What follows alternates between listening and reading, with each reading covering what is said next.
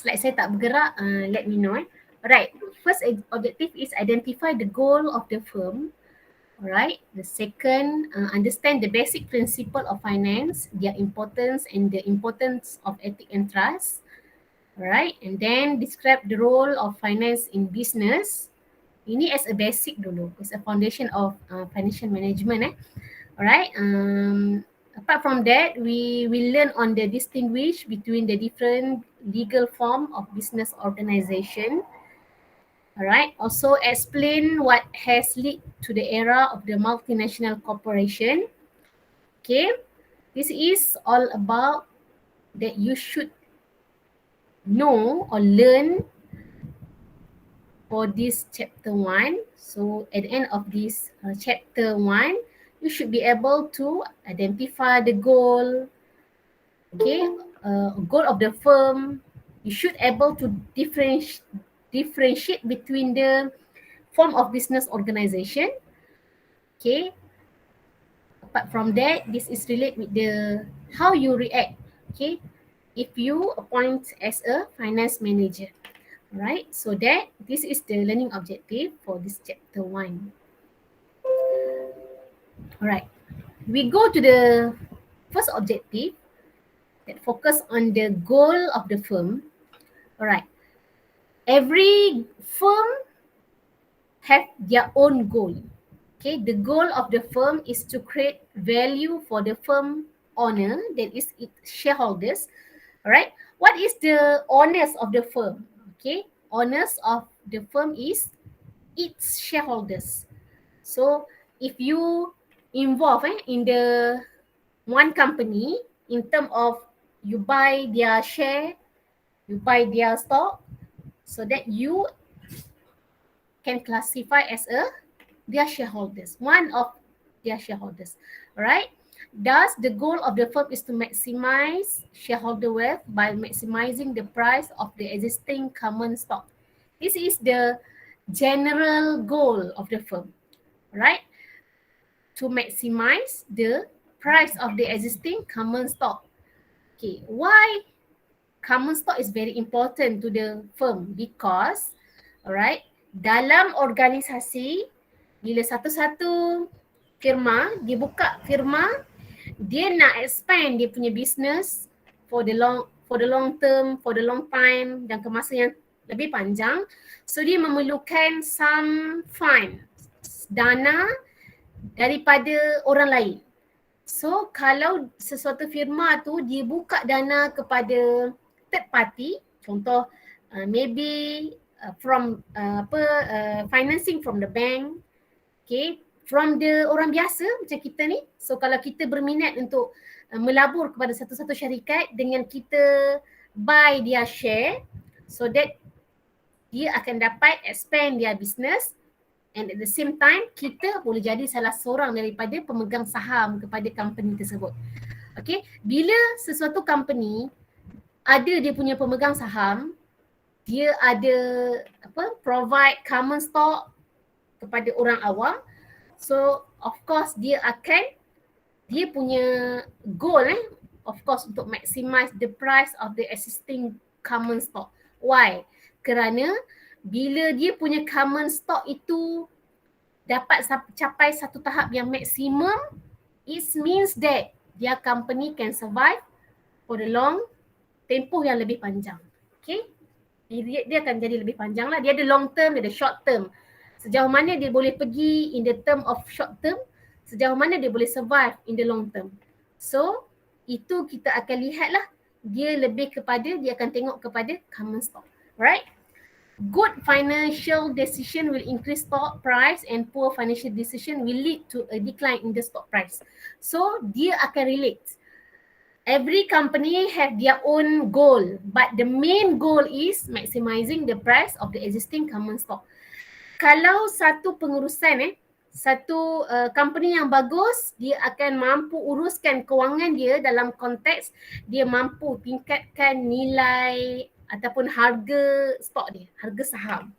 Tapi kalau dia punya pengurusan kewangan dia tak bagus, dia boleh menjejaskan dia punya stock price dia. Okay, so kita akan tengok more details on the stock in the next chapter. Alright, we go to the next slide. Okay, 5 principles that form the foundation of finance. Ada 5 prinsip dalam satu aspek kewangan tu. Dia ada prinsip dia. Kenapa begitu penting sekali kita ada asas dalam kewangan? Kenapa? Dia ada 5 prinsip. Prinsip yang pertama adalah cash flow is what matters. Okay, accounting profit are not equal to cash flows. So sekarang kita fokus kepada subjek financial management. Okay, kita tak fokus on the accounting. So kita orang accounting belajar how to prepare the financial statement. But orang finance belajar how to analyze from the financial statement that accounting prepared. Okay, accounting profit are not equal to cash flows. It is possible for a firm to generate accounting profits but not have cash, or to generate cash flows but not reporting accounting profit in the books. Dia vice versa. Boleh jadi satu-satu firma tu dia mampu menghasilkan, able to generate accounting profits, but at the same time dia tak mampu nak generate cash flow yang bagus. Tapi ada juga company yang dia rugi. Dia unable to generate accounting profit, but dia efficient, okay, dalam menguruskan dia punya cash flows. So dalam konteks finance manager will focus more on the cash flows. Okay, cash flow and not profits drive the value of a business. Okay, cash flow ni lah dia akan memberi nilai tambah kepada sesuatu perniagaan. Macam nak cakap satu-satu company yang untung tak semestinya company itu betul-betul bagus. Okay, sebab tu dalam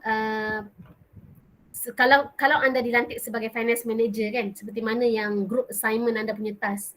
Okay, anda perlu, bila anda dilantik sebagai finance manager, awak bukan sahaja perlu melihat kepada financial statements that accountant prepared, tapi awak juga kena pandai untuk baca cash flow, pandai untuk bina cash flow. Kenapa cash flow ni sangat penting? Tambah-tambahkan sekarang ni dah dalam fasa kerajaan Malaysia nak announce bajet. Okay, budgeting untuk Malaysia punya kan, sama ada pendidikan berapa dia nak bagi. Itu ada sangat berkait dengan cash flows. Okay, dan kita juga akan belajar in term of how to prepare the budgeting, capital budgeting, okay, working paper macam mana dan sebagainya. Okay, we must determine incremental or marginal cash flows when making financial decision. Okay, dalam konteks kita nak buat sesuatu keputusan dalam kewangan ni, sometimes kita memerlukan bajet tambahan. Okay, perancangan tambahan. What is the incremental or marginal cash flows? Incremental cash flows is the difference between the projected cash flows if the project is selected versus what they will be if the project is not selected. Okay, dalam satu-satu bajet, contoh ini membabitkan incremental or marginal cash flows. Okay, bajet tambahan ini semua company bila nak masuk dia new year, tahun yang baru, dia perlu sediakan bajet. Tahun ni dah kena prepare untuk bajet tahun hadapan.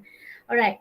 But what is the incremental? Apakah bajet tambahan? Bajet tambahan ini adalah satu perbezaan di antara incremental cash flows dengan incremental cash flows kalau dia dapat satu-satu projek.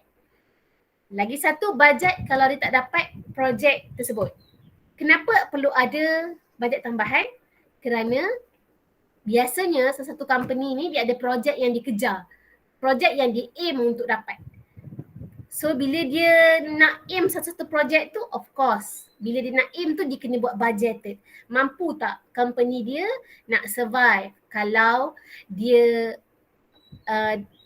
terpilih untuk projek tersebut. Okay, dia buat bajet awal. Dia buat bajet, kalau dia dapat berapa bajet yang terlibat. Tapi kalau dia tak dapat projek tersebut, macam mana pula bajet dia? So that the differences between bajet yang dia assume dia boleh dapat projek tersebut dan perbezaan antara bajet yang dia boleh dapat dengan bajet yang tak ada projek, hasil perbezaan itu akan dipanggil adalah incremental cash flows. Okay, incremental cash flows ni dia ada calculation dia yang tersendiri. So kita akan belajar nantilah, dia ada melibatkan elemen rate, berapa rate dia, berapa persen dan sebagainya. Dia tak boleh main simply rancang, tak boleh main letak je. So tak boleh dengan mudah lah. Right? Kita pergi kepada prinsip yang kedua. Right? Prinsip pertama, kerana cash flow tu sangat penting lah, perkara pertama yang lebih penting jauh daripada accounting profit. Right. Prinsip yang kedua adalah money has a time value.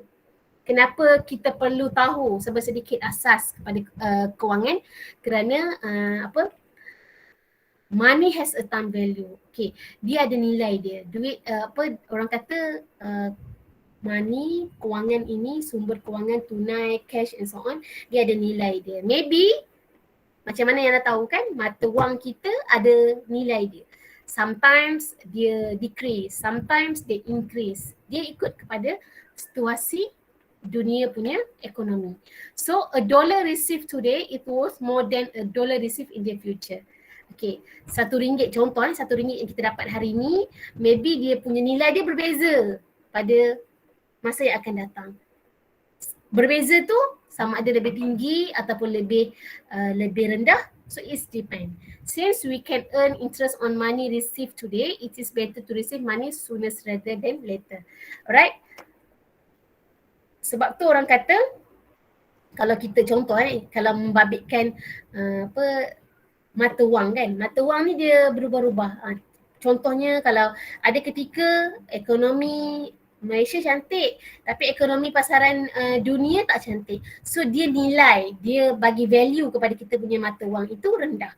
So ikut pada situasi. So that kalau sekarang, dalam konteks sekarang ni kita tengok mungkin mata wang kita dah semakin meningkat. Sebab apa? Mungkin dia membabitkan investor, kepercayaan, pelabur asing dan sebagainya. So it lead to the nilai mata wang yang lebih tinggi untuk Malaysia sebagai contoh. So dalam konteks ni, maybe sekarang ni adalah masa yang lebih bagus untuk kita miliki wang yang lebih banyak. Sebagai contoh lah dalam konteks money has a time value. Kerana maybe untuk masa hadapan nilai itu akan menjadi lebih rendah. Kita tak tahu kan, pelbagai kemungkinan yang mungkin terjadi. Okay, itu money has a time value. Okay, apart from that, okay, untuk nilai sesuatu mata wang ataupun tunai cash yang anda pegang, dia juga ada opportunity cost. So that kalau kita sebagai contoh, it is the cost of making a choice in term of next best alternative that must be forgone. Sebagai contoh, kita bagi kawan kita pinjam duit, lending money to your friend at 0% interest. Kita ada dua pilihan, sama ada kita nak bagi kawan kita pinjam dengan tak ada interest, ataupun there is an opportunity cost of 1% that could potentially be earned by depositing the money in a saving account in a bank. Maybe kita ada juga pilihan yang kedua, kita boleh simpan, kita boleh deposit kita punya duit tersebut yang kita nak bagi pinjam kat kawan kita tu dalam kita punya saving account, dan kita maybe akan dapat 1% daripada apa yang kita depositkan. So kita ada dua pilihan lah. Kalau kita decide to give your friend pinjam kan kita punya duit, maybe kita akan ada opportunity cost 1% yang sepatutnya kita boleh dapat daripada kita depositing the money. So itu dalam konteks kewangan lah.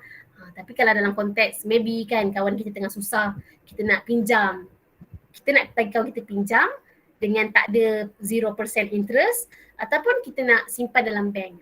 Tengok pada situasi lah kan, kita kena relate juga dengan ini. Kalau dalam konteks opportunity cost lah, kalau kita fikir duit, so of course lah kita akan lebih tengok kepada 1% yang kita boleh dapat. Tapi kalau dalam konteks kita kena ada common sense antara kawan-kawan, maybe buat masa tu kawan kita adalah memerlukan sangat kepada duit yang dia nak pinjam daripada kita. So dalam masa tu dia ada juga opportunity cost kita lah kan, dalam konteks yang lebih besar kita nak bantu kawan kita ataupun kita nak untung kita sendiri. So depends pada masing-masing lah anda punya aplikasi dalam kehidupan kan, memudahkan orang lain tu, orang nanti Allah pun akan mudahkan kita. Itu konsep yang lain. Tapi dalam konteks, tapi kita memudahkan orang lain, Allah akan mudahkan kita, dia ada opportunity cost juga. So tapi kita pentingkan yang mana? It depends kepada kita lah. Okay, ini dalam konteks finance. Alright, kita pergi kepada prinsip yang ketiga. Risk requires a reward. Okay, of course, apa saja, okay, risk must be followed by reward. Okay, nak reward, of course ada risk. Okay, investor will not take an additional risk unless they expect to be compensated with additional reward of return. Okay, makin tinggi risk, makin tinggi reward, makin tinggi risk. Makin tinggi risk, makin tinggi reward. Dia adalah sequence. Okay, investor expect to be compensated for delaying consumption and taking on risk. Alright, kita boleh tengok kalau kita dalam konteks risk and reward ni, suka untuk saya tunjukkan sedikit lah. Ada satu gambar aja yang nak tunjukkan kepada anda bahawa kalau kita ada dua situasi. Okay, kalau kita stay je kita nak risk kita tu constant je, so kita akan dapat return yang constant saja.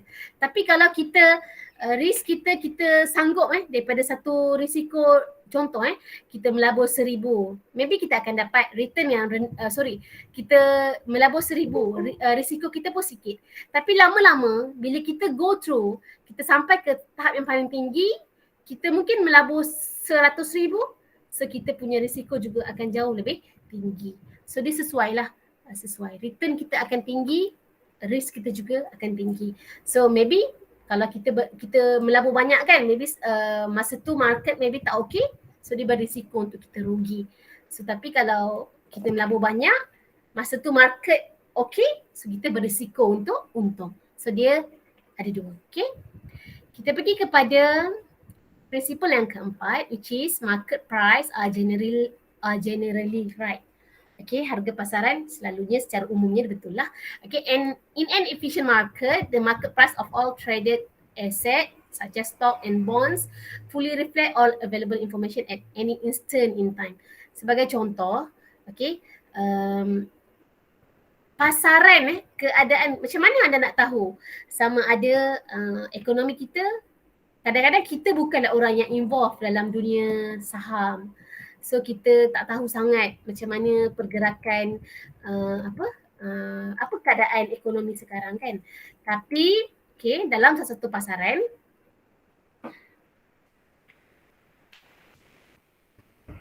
satu-satu harga saham itu mencerminkan apa maklumat yang ada sekarang. Sebagai contoh kalau saham tu jatuh, adakah kita nak assume keadaan sekarang ni in good condition?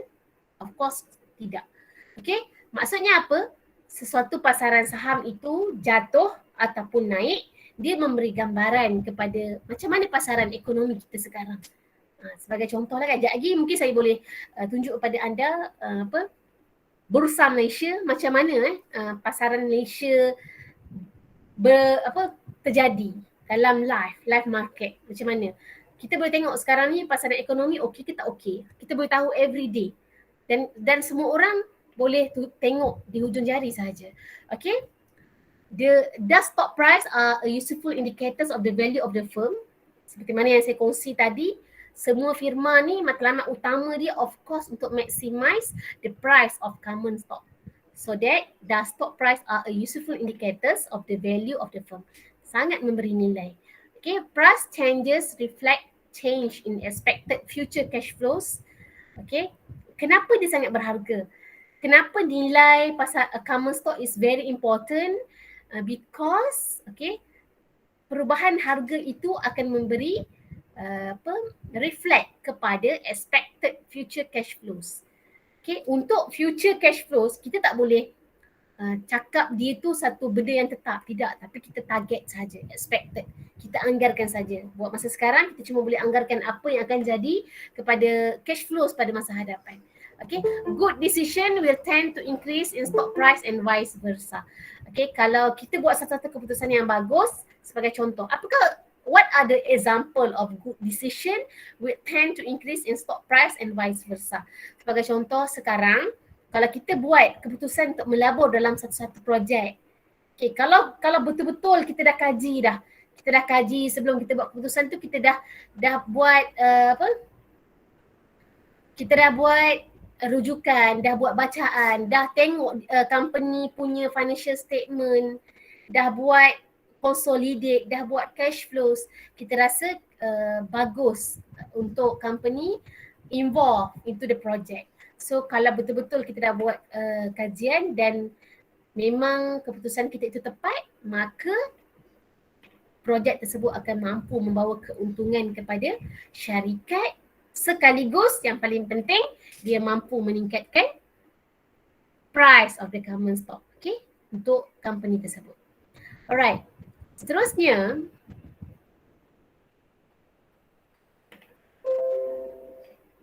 okay, itu prinsip yang keempat. Prinsip yang kelima, conflict of interest cause agency problems. The separation of management and the ownership of the firm create an agency problem. Ini kat mana-mana pun terjadi. Okay, biasanya dalam satu-satu organisasi yang kita tubuhkan, dalam satu-satu business form yang kita tubuhkan, dia akan ada melibatkan konflik. Okay, ada konflik antara diri sendiri dan firma yang kita libatkan. Okay, antara pengurus. Maybe pengurus tu dia nak buat keputusan antara nak bantu firma kembangkan modal dan sebagainya, ataupun nak majukan untuk diri sendiri sebagai pemegang saham. Itu ada konflik dia lah. Alright, managers may make decisions that are not consistent with the goal of maximizing shareholders wealth. Kadang-kadang manager ni dia adalah pengurus satu-satu firma, dan dalam firma kalau dia membuka stok kepada orang awam, so that of course dia akan ada shareholders. Dalam masa yang sama, pengurus tu dia ada conflict of interest between dia sebagai pengurus, dalam masa yang sama dia nak maximizing shareholders wealth. Okay, agency conflict is reduced through monitoring. Tapi okay, satu yang specialnya, kalau lah kan anda involve dalam pasaran saham, bila anda involve dalam pasaran saham, of course anda akan involve kepada firma yang menerbitkan saham tersebut. Of course dia ada, walaupun manager tu ada conflict of interest between dia punya diri sendiri dan dalam masa yang sama dia nak memuaskan hati pelabur saham dia, tapi jangan risau. Kenapa? Kerana semua company yang invite third party as a shareholders, dia akan dikawal selia oleh bursa, ataupun dalam konteks yang lain dia dikawal selia oleh Security Commission. Dalam konteks Malaysia dia akan dikawal selia oleh Security Commission. Okay, dalam bentuk apa? Of course lah kan, dia dah terima duit third party, of course dia kena report, annual report dia kena buat financial statement, dia kena buat analyse, dia kena ada stock option, dia kena ada takeovers dan sebagainya. Okay, untuk memastikan conflict of interest itu dapat diselesaikan dengan baik.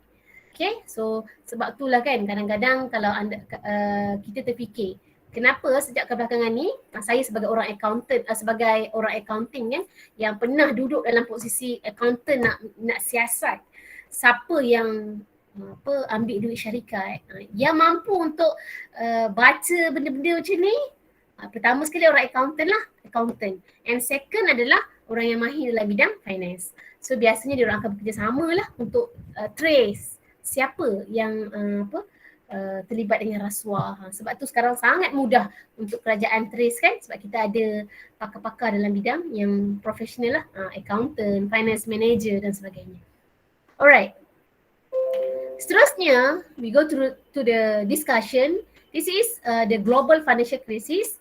Sekadar untuk tanya dan anda jawab, sebab ini adalah sekadar informasi umum, general information yang sepatutnya kita tahu lah. What factor contribute to the global financial crisis? Of course lah kan, bila adanya global financial crisis, apakah faktor-faktor yang mendorong? Ikutlah, dia berkait dengan mata wang, dia berkait sebesebi dia berkait. Okay, semua yang saya explain tadi tu dia berkait dalam discussion part ni. What do you mean by subprime loans? Okay, how are mortgage securitized? Ini semua berkaitan dengan jenis-jenis pinjaman, jenis-jenis bond, loan dan sebagainya lah. How have unemployment rates fared? How can the financial crisis be explained using the 5 principle of finance? Macam mana financial crisis tadi boleh dijelaskan dengan menggunakan 5 prinsip untuk finance tadi kan. So anda kena relate lah. Okay, sukalah untuk saya share dengan anda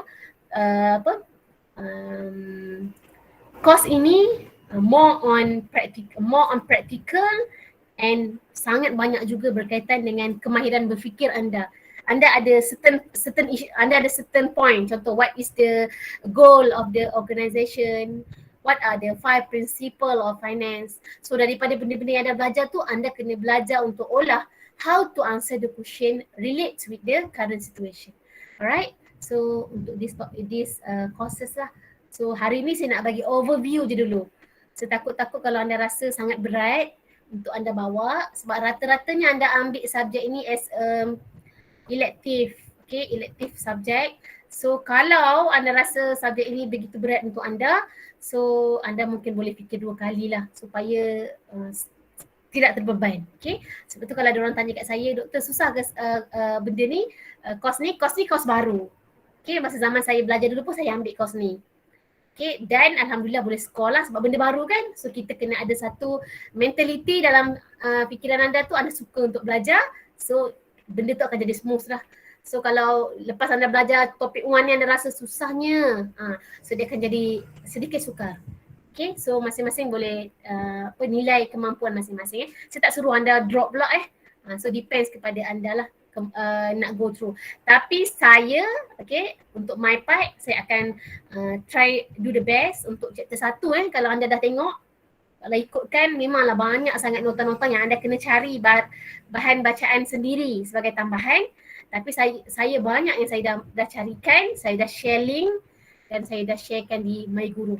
So boleh touch up lah, boleh pop up anda punya knowledge. Okay, yang penting lah, part-part penting yang saya rasa benda tu perlu anda tahu. So saya sediakan nota tambahan.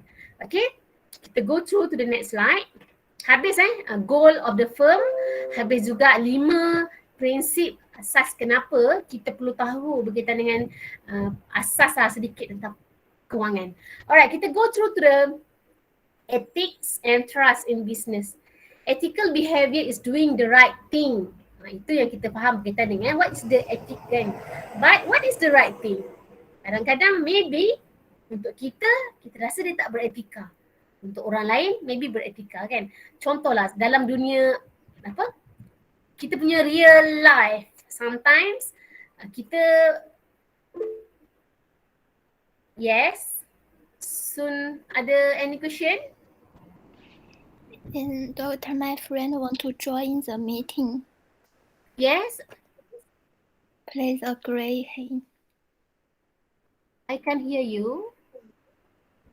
My friend want to join the meeting. So no one please agree. 拜敬. No one waits in the room. Oh, wait a moment, I ask him. Yes. You can ask to... Yes, sorry for disturb you. Alright. Thank you. You ask your friend to... Okay. Alright, I will approve. Okay, we go through to the next slide. Okay. Sometimes kan kadang-kadang dalam kita punya kehidupan kita biasa, kadang-kadang setengah orang pernah dengar tak orang panggil mak dia disembang dengan mak dia pun guna perkataan aku, kau. So pada kita maybe tak beretika kan, tapi ada setengah-setengah orang yang memang dah menjadi kebiasaan dia benda tu yang dia gunakan. So depends kepada maybe dia berubah-ubah ikut pada kita punya budaya dan sebagainya lah. Tapi kalau yang Melayu tu nampak macam tak beradab lah kan. Tapi depends. Okay, depends lah. Okay, ethical ethical dilemmas. Semua orang, sekejap tak nampak. Each person has his or her own set of values, alright, which form the basis for personal judgment about what's the right thing. Semua orang ada persepsi masing-masing apa yang betul, apa yang salah. Kadang-kadang kita ada berbeza-beza kan, kita punya budaya, kita punya agama, ada agama yang berbeza-beza. So depends lah kepada nilai, macam mana kita menilai lah benda tersebut betul ataupun salah. Tapi itu dalam dunia secara umum lah kan, berkaitan dengan etik and trust in this, trust as a general. Tapi kalau dalam business, okay, some ethical standards are important for business and personal success. An ethical decision can destroy shareholders' wealth. Dalam konteks business, kita punya kod etika. So kalau kita sebagai finance manager, kita sebagai CEO, CFO, COO, sebagainya lah, apa juga peranan yang kita pegang. Bila kita berada di kita punya organisation, we react as a CEO, COO, managers lah kan, banyak kan, manager kan banyak, yang finance, yang operation dan sebagainya. Kita kena ada etika kita. Samalah dalam dunia belajar. Anda sebagai seorang student, so anda ada etika yang anda kena follow. Saya sebagai orang yang mengajar, so saya ada etika saya yang saya kena ikut. Masing-masing ada etika masing-masing. Tapi yang pasti kalau kita hidup tanpa ada etik kita, so kita susah nak berjaya. So kalau anda apa maksud orang yang tak beretika ni susah nak berjaya? Sebab kadang-kadang dalam konteks business kan, sometimes in business konteks kita buat keputusan tak fikir pun kesan kepada syarikat kita. Sedangkan we act sebagai manager, sebagai CEO, Chief Executive Officer, CFO, CFO dan sebagainya. Sebab apa? Sebab dalam konteks business, of course, kita ada shareholders. So the main objective adalah nak maximize our wealth of shareholders lah. Kita punya shareholders, kita punya, of course kan, orang yang melabur kepada kita tu dia nak untung, nak something values daripada syarikat kita. So kalau kita buat something yang tak beretika, kita tak fikirlah kan. So seperti mana yang saya boleh share dengan anda lah kan, kalau dalam dunia sekarang ni, saya sukalah untuk anda kalau anda terlibat dalam stock market kan, dalam pasaran Malaysia. Contoh dalam bursa Malaysia kan, yang terbaru ni adalah isu serba dinamik. Kalau anda famous dengan pasaran-pasaran stock Malaysia ni, ada satu isu yang berkait dengan etika. Apa isu dia? Serba Dynamic ni merupakan salah satu daripada company yang listed in the Bursa Malaysia, listed company. So dia dah pun, dia lama beroperasi. Dia punya market price, stock untuk market dia adalah sebelum ni RM2 and above. Tapi baru-baru ni dia ada terlibat dalam satu isu membabitkan financial issues, sampai dia punya market price tu jatuh sehinggalah pergi kepada nilai sen. Contoh 30 sen, baru ni 30 sen, 34 sen. Dan latest one, Bursa Malaysia or Security Commission announced that Serba Dynamic akan dikeluarkan daripada Bursa Malaysia. So how dia punya shareholders dia? Selama ni shareholders dia dah pun melabur pada harga RM2, tiba-tiba nilai tu drop kepada 30 sen. So dah tak ada nilai lah kan. So of course dia akan bagi kesan kepada shareholders. Kenapa jadi macam tu dalam kes Serba Dynamic? Kerana membabitkan etika. So ada personal matters dia campur dengan business matters. So dia buat something yang salah sehingga boleh menjejaskan dia punya shareholders. So lah itulah membabitkan etika. Kalau benda etik yang kita buat tu, unethical yang kita buat tu tak bagi kesan kepada orang lain, it may be reasonable, tapi kalau bagi kesan, so kita kena fikir panjang. Okay, kita go through to the next slide. The role of finance in business. This is the role. Apakah peranan kewangan dalam business? Sangat penting lah. Semua orang tahu. Tak perlu nak didetailskan lagi, tapi saya go through sikit-sikit berkaitan dengan apakah peranan, kenapa finance ni adalah sangat penting dalam sesuatu bisnes. Sebab secara logik akalnya, Kalau kita tak ada pengurusan kewangan yang bagus ataupun kita maybe tak cukup dana, so kita tak boleh nak expand our business. Okay, in the next stage, okay, untuk peringkat yang jauh lebih tinggi. Alright. Three basic issue addressed by the study of finance. Okay, ada benda-benda yang mendorong kepada pentingnya peranan finance dalam bisnes. Yang pertama, what long term investment should the firm undertake? Ini benda penting yang sesuatu company kena fikir. Dia memberi kesan kepada capital budgeting decision.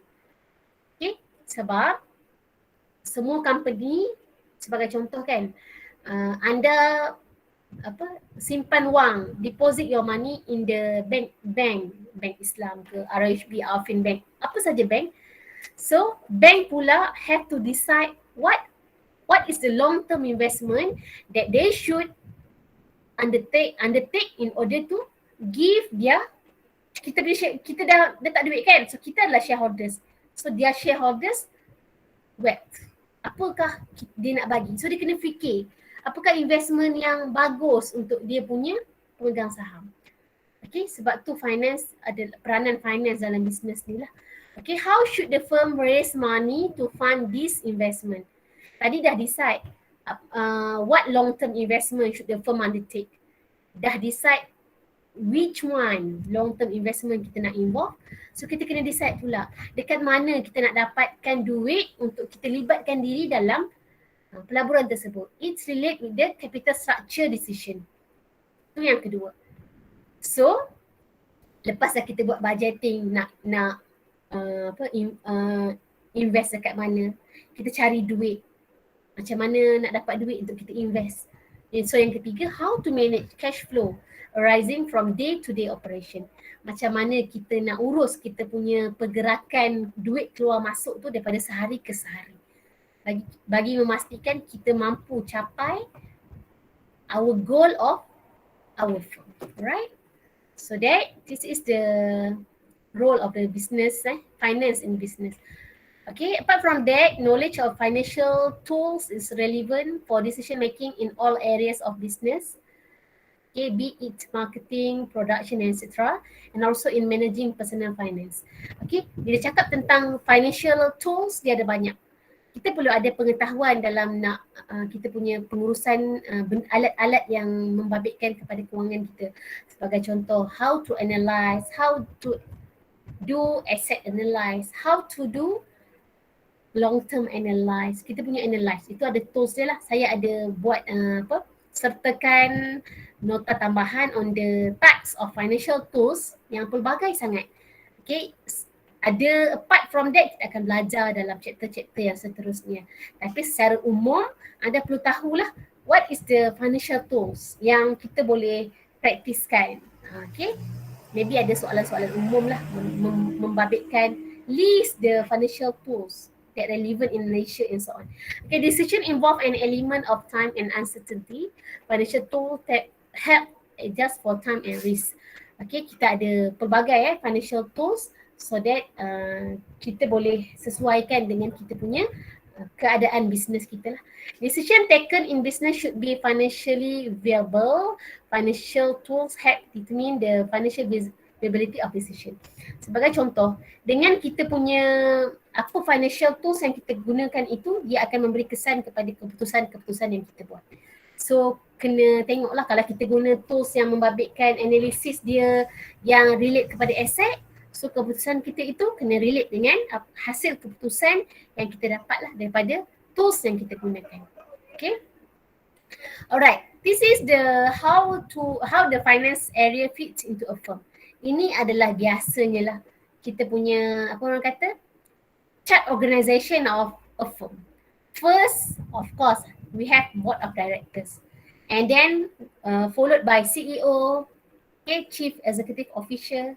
Kita ada vice president in term of arrange marketing part, vice president arrange on finance, finance part, ataupun dia dipanggil sebagai CFO, chief financial officer. Ini adalah part yang paling penting sekali lah. Okay, duties dia biasanya untuk CFO ni overseas financial planning. Dialah yang buat planning, strategic planning, control cash flow, duit keluar masuk dan sebagainya. And then we also have vice president, control on production and operations. Okay, and then beside vice president on marketing part, finance part, and production and operation, we also have treasurers and controllers. Controller, ya, ini these two person, it's very responsible to the chief financial officer, which is their duties relate with duties that hujan. Alright. Duties for treasurers and controllers relate with the chief financial officer, which is cash management, credit management, capital expenditures, raising capital, how to raise their capital. Itu adalah treasurers lah punya peranan. Okay, financial planning, management of foreign currencies.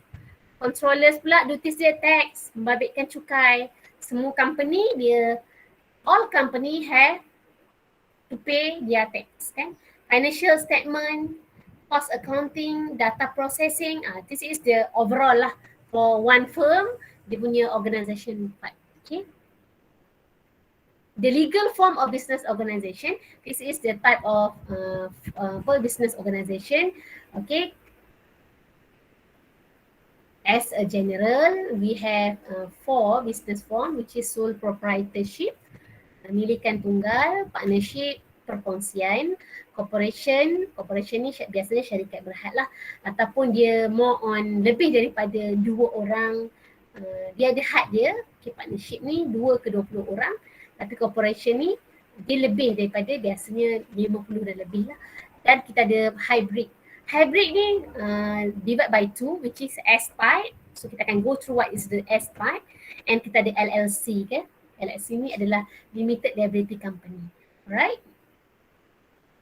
What are the sole proprietorship? Sole proprietorship is a business owned by an individual ataupun milikan tunggal. Okay, owner maintain title of asset and profit, unlimited liability, termination occur on owner date or by the owner choice. Untuk milikan tunggal, of course lah kan, dia owned by an individuals. Alright. So bila individu yang own the company, so that all the asset and profit owned by the main owner of the company. So kalau dia seorang dah nama pemilikan tunggal, kan, so semua asset, semua profit tu dia punya lah, dia tak perlu berkongsi. Tapi itu in term of asset and profit. But in term of liability,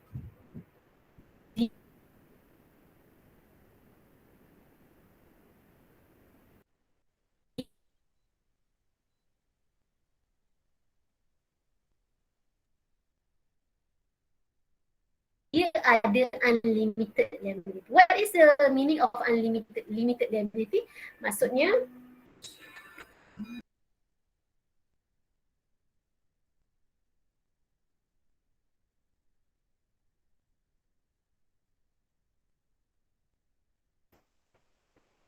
alright, sorry. Okay, saya proceed. Alright. We go to proceed to the sole proprietorship. Alright, so unlimited liability. What is the meaning of unlimited liability? Meaning of unlimited liability is dia dah memang own dia company tu as individual. Asset dia own individual, profit pun dia dapat, dia tak ada kongsi-kongsi. Of course lah, dia punya tanggungan itu adalah unlimited. Semua hutang, semua kerugian, so dia akan tanggung sendiri. So tak ada had dia punya tanggungan dia tu. Okay. Dan untuk sole proprietorship, if the owner death or owner want to terminate their company, so dia terminate lah. So dia depends on the choice of the owner of the business tersebut, right? We go to the next slide, to sole proprietorship. We go to the partnership. Partnership is 2 or more person come together as co-owner. Okay, general partnership. Okay, partnership ni divide into 2 types, which is general partnership. All partners are fully responsible for liabilities incurred by the partnership. Okay, and then the limited partnership, one or more partners can have limited liability restricted to the amount of the capital invested in the partnership. Alright, so sebab untuk lebih mudah faham, general partnership ni adalah semua partner bertanggungjawab atas atas keuntungan, atas kerugian, atas tanggungan yang terjadi dalam partnership yang dia bentuk. Tapi kalau limited partnership, it means that semua orang, all partners ada full responsibility, but okay, dia punya responsibility tu restricted to the amount that the partners invest in the partnership. Okay, contoh contohnya kalau A melabur 5,000, so dia punya liability restricted into the 5,000 only. So kalau saya melabur sebanyak 10,000, so saya punya saya punya liability restricted to 10,000. So relates on the capital yang partnership tu invest dalam company, right? Itu adalah partnership. We go through to the corporation. Okay, legally function separate and apart from its owners. Okay, tadi kalau sole proprietorship ni biasanya kadang-kadang dia bercampur lah antara personal and business. Okay, tapi kalau memang corporation, secara undang-undang dia memang kena bezakan lah. Okay, owner dan sebagainya. Corporation can sue, be sued, purchase, sell and own property. Okay, dia boleh disaman, dia boleh saman, dia boleh beli, jual dan sebagainya. Tak ada masalah. Owner ataupun shareholders take direction and policies of the corporation sometime through elected board of director. Okay, dia boleh akan ada election untuk pilih siapakah director dan sebagainya. So shareholders ni, kalau kita lah salah seorang daripada pemegang saham kepada company tersebut, so kita ada choice, okay, untuk pilih kita punya director lah, siapa-siapa yang kita nak dalam company tersebut. Shareholders liability is restricted to amount of investment in company. So seperti mana tadi yang limited partnership tadi, so sama kat sini juga, dia shareholders punya tanggungan tu dia terhad hanya kepada berapa amount yang dilaburkan dalam company tersebut. Life of corporation does not depend on the owners. Okay, corporation continues to be run by managers after transfer of ownership through sale or inheritance. Dia membabitkan kepada tempoh jangka hayat sesuatu organisasi tu dia tak depend kepada owner, sebab dia terima fund daripada third party. So dia diuruskan oleh manager. So dia adalah bila dah contoh manager tu tak nak run the business, so dia maybe transfer ownership tu kepada orang lain lah dan sebagainya. Okay, dia tak depend kepada pemilik itu sendiri. Okay, sebab dia adalah banyak shareholders, the variety of third party, so dia involve more party, so dia perlu buat keputusan tu. Jika owner tu tak perlu, contoh kan owners tu maybe manager, so dia tak nak run the business, so dia kena transfer ownership dan sebagainya lah. Dia boleh jual saham tersebut dan dia akan berpindah kepada orang lain lah. Okay, itu corporation. And then for the trade off, okay, kalau kita nak buat pertukaran satu-satu corporation yang kita bina tu, kita buat kita buat satu-satu firma, organisation, tiba-tiba kita nak tukar kita punya firma tu menjadi firma corporate yang jauh lebih besar. Dia punya benefit dia limited liabilities, easy to transfer ownership, easiest to raise capital. Sebab apa? Sebab kita buat, maybe syarikat tu jadi syarikat berhad. So bila syarikat berhad tu dia punya kuasa, dia punya hak untuk dia kembangkan lagi syarikat dia tu dengan invite more shareholders to get more fund adalah lebih easy daripada other type of business lah. Unlimited life unless the firm goes through corporate restructuring such as mergers and bankruptcy. Susah lah dia nak nak sesuatu company yang memang dia dah tukar kepada corporate form, so dia sedikit sukar untuk dimusnahkan company tersebut. Kenapa? Kerana dia dah ada satu dia senang transfer ownership kan, so maybe dia boleh bertukar tangan kepada orang lain, tapi kalau memang shareholders decide untuk merges ni contoh sebagai one company A and company B make combination dia punya operation dan sebagainya. So itu dinamakan mergers dan maybe dia face the bankruptcy so that the company maybe close, maybe terminate lah. Okay, their function and so on. Drawbacks, okay, no secrecy of information. Keburukan dia adalah, kelemahan dia adalah kalau kita buat syarikat berharian ataupun in corporate form, dia tak ada rahsia. So semua orang boleh tahu dia punya operation, dia punya profit, dia punya losses, dia punya expenses, dia punya income dan sebagainya melalui annual reports yang dia publish di Bursa Malaysia. Seperti mana one task of your group assignment is find the annual reports kan from the company that listed in the Bursa Malaysia. So boleh dapat kan, semua orang boleh dapat dan semua orang boleh analyze from the information that we get from the Bursa Malaysia website to make the decision either to invest, okay, untuk jadi third party, untuk jadi orang yang shareholders, investor, okay, buyer dan sebagainya. Alright, tak ada secrecy, alright. Maybe delay in decision making, okay. Delay in decision making because dia involve more parties. So that nak dapatkan feedback from all parties, it may delay in decision making, greater regulation and double taxation. Okay, double taxation. What are the meaning of double taxation? Okay, kita akan tengok kejap lagi. Alright, ini double taxation example. Assuming earning before tax, contoh satu company tu dia dapat profit sebelum cukai 1,000. Okay, tiba-tiba of course semua company yang ada ditubuhkan perlu bayar cukai. Okay, tak kisahlah company tu company Malaysia, foreign company and any type of company should pay the tax for the federal tax. Alright, 25% ada percent for the federal tax lah. Alright, so for the 25% out of 1,000 which is 250. Okay, after tax income available for distribution to shareholders, sebagai contoh 1,000 tu adalah pendapatan awal, kita kena tolak lah cukai kan 250. So kita ada lagi 750. 750 tu adalah hasil yang kita akan agihkan kepada shareholder, kepada orang yang melabur dalam syarikat kita. So, compute the taxes if the company choose to distribute the entire after tax profit to shareholders as dividend. So, cuba tengok dia suruh kita compute. Tengok, alright.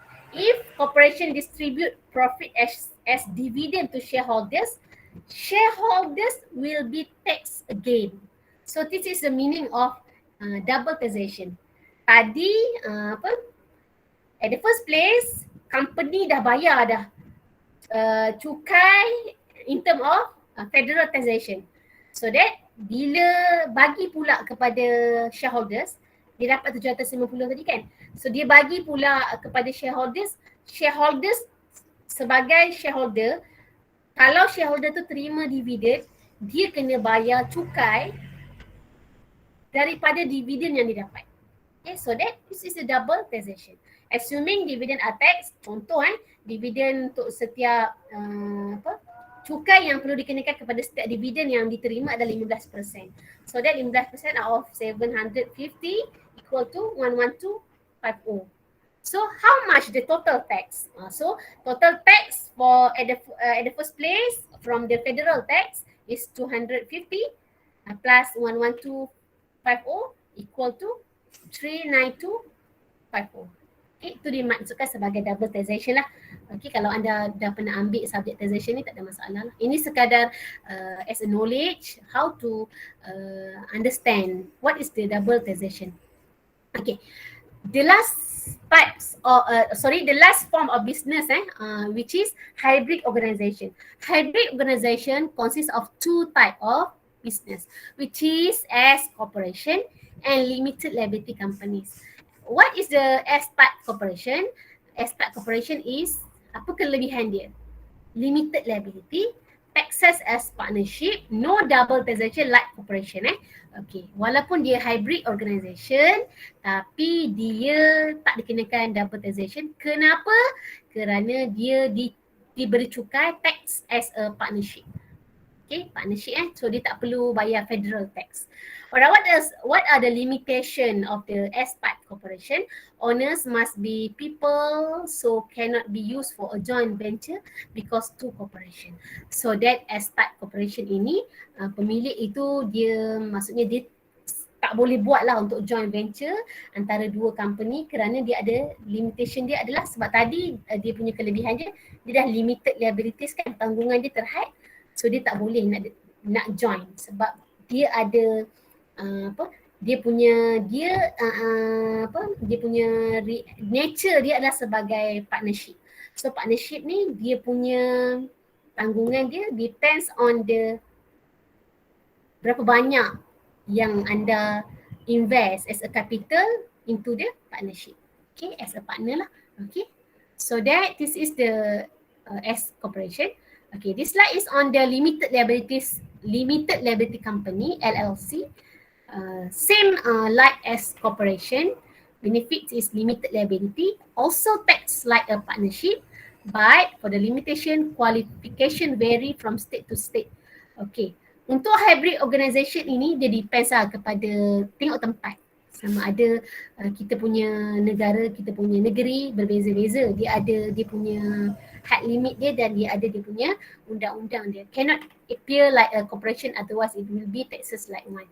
So dia tak boleh dia tak boleh dianggap sebagai corporation yang dikenakan cukai sebanyak 2 kali itulah. So kalau kita nak react dia sebagai corporation yang maybe corporate form tadi, so nak tak nak dia akan dikenakan double taxation. Okay, so sekarang dia cuma terhad kepada dia punya ni lah, limited sahaja, limited liabilities company. So dia act as a partnership company. Okay, alright. This is the summary from the form of a business organisation. Okay, sole proprietorship, owner dia only one owner. Okay, a partnership general no limits. So corporation also no limit. S corporation maximum of 10, 100 maximum of 100. So dia ada dia punya ni lah liability for firm debts, dalam arti kata lain liabilities lah. Okay, kalau sole proprietorship dia punya liabilities ni unlimited.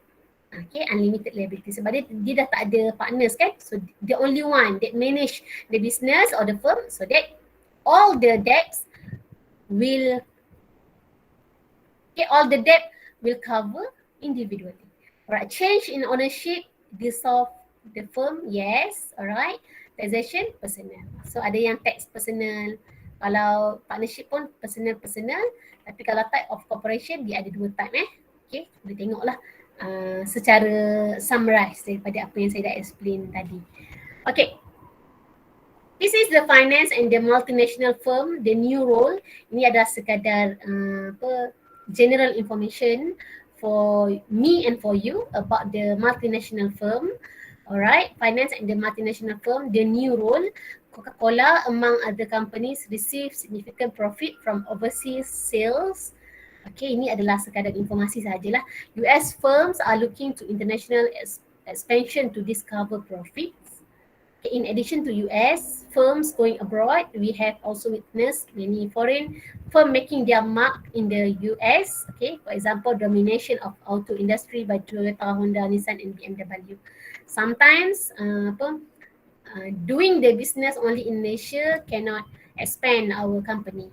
So that maybe, okay, if the company decide to bring our firm going abroad, so maybe they can expand dia punya business. Okay. This is the review part. Okay, review on the key terms, alright. Some term that may be important. So you may search by using this key term. Alright, incremental cash flow, agency problem and so on. Alright, so that this is only for the chapter 1. So now, okay, I want to explain on the financial market for the Malaysian situation. Okay, any question? Before that, any question? So far so good, doctor. So far so good. Understand or not? Understand. Saya rasa for this chapter 1 only on the basic relate with the financial management. So next topic we will go in depth, okay, berkaitan dengan financial analysis and so on. Okay.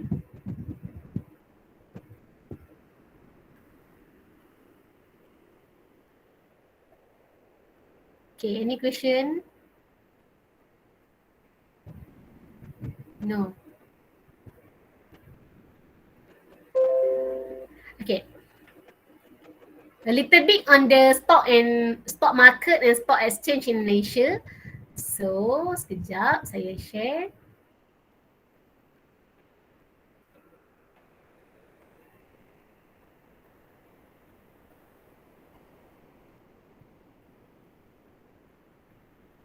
Okay.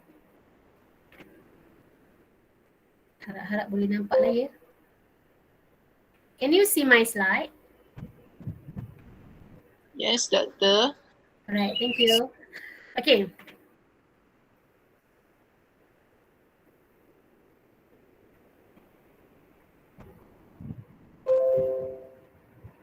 Doctor like, doctor.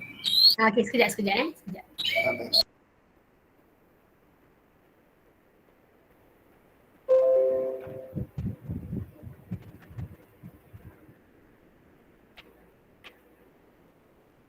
Saya nak cuba buat dalam bentuk slideshow tapi saya tak tahu jadi ke tak. Sekejap.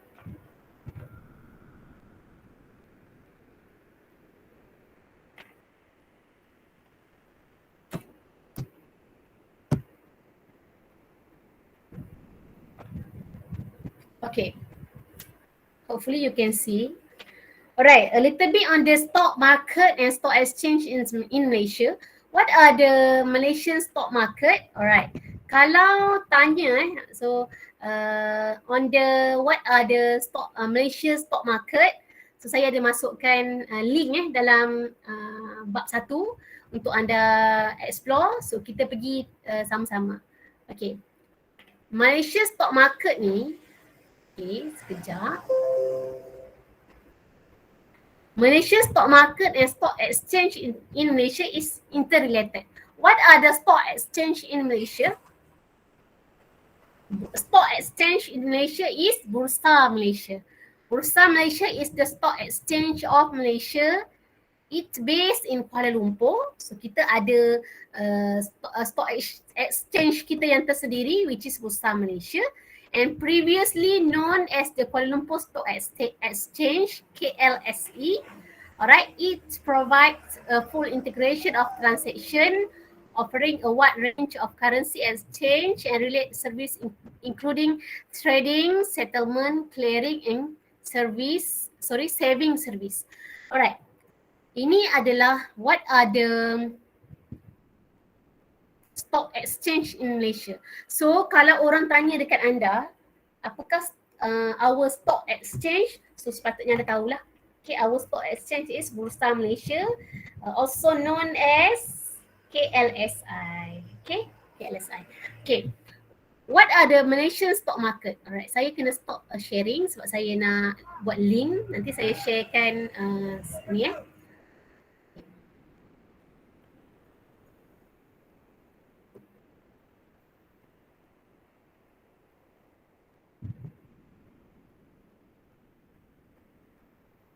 Okay, sekejap tunggu dia linkkan ke laman web.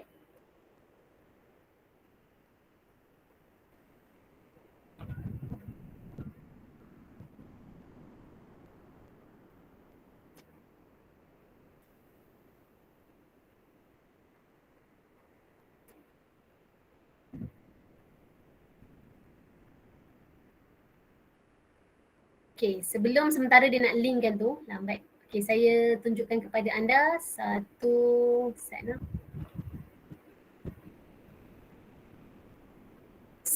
Website yang boleh membantu anda untuk ni lah, cari annual reports. Okay.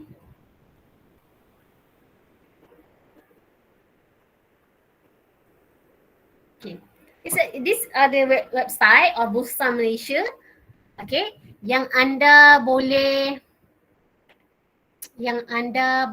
cari senarai syarikat yang sama dalam sektor yang sama, cari anda punya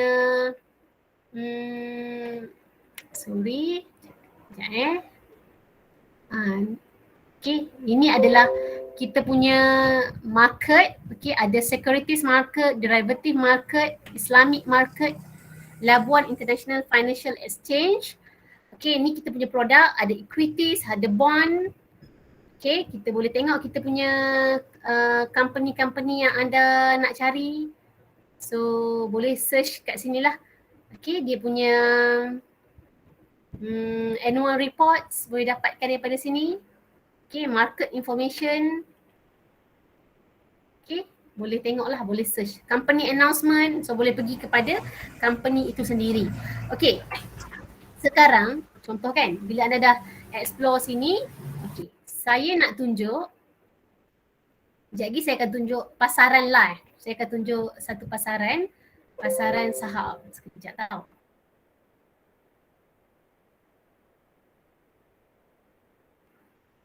Okay, itu adalah Bursa Malaysia, tempat anda cari annual reports. So jangan kita mana cari, tak boleh nak tengok, saya dah dulukan kepada anda. Anda perlu cari melalui melalui website Bursa Malaysia. Okay, sekarang kita go through to the relate on the stock market, Malaysia stock market Okay, tunggu saya tunjuk. Lambat dah kan kalau nak link-linkkan ni.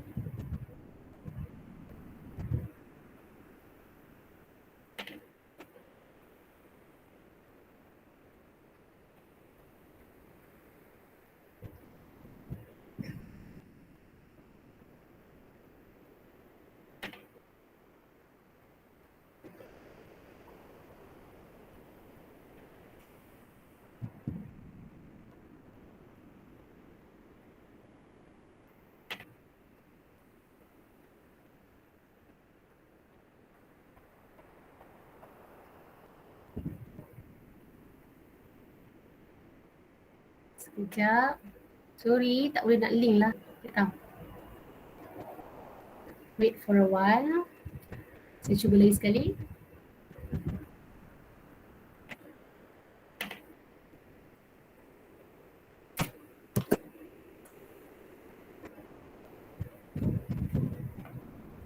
Alright, okay.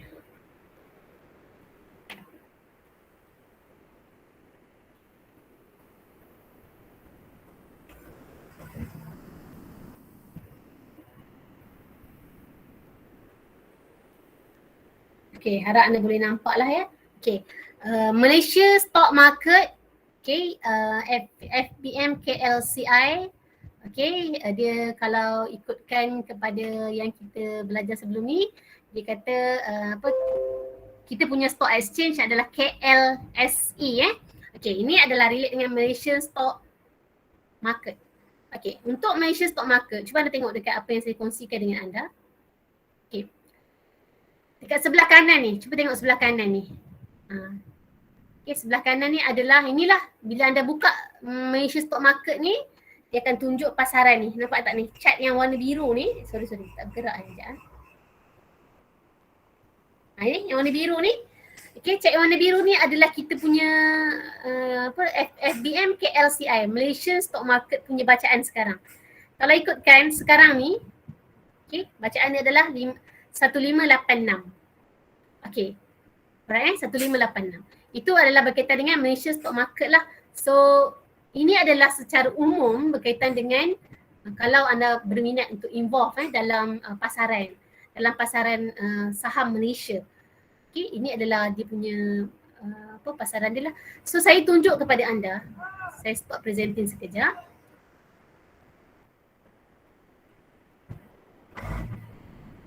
Okay, kita untuk chapter 1 kita selesai kat sini. So any question? No, doktor. Ada soalan tak yang melibatkan slide saya on chapter 1?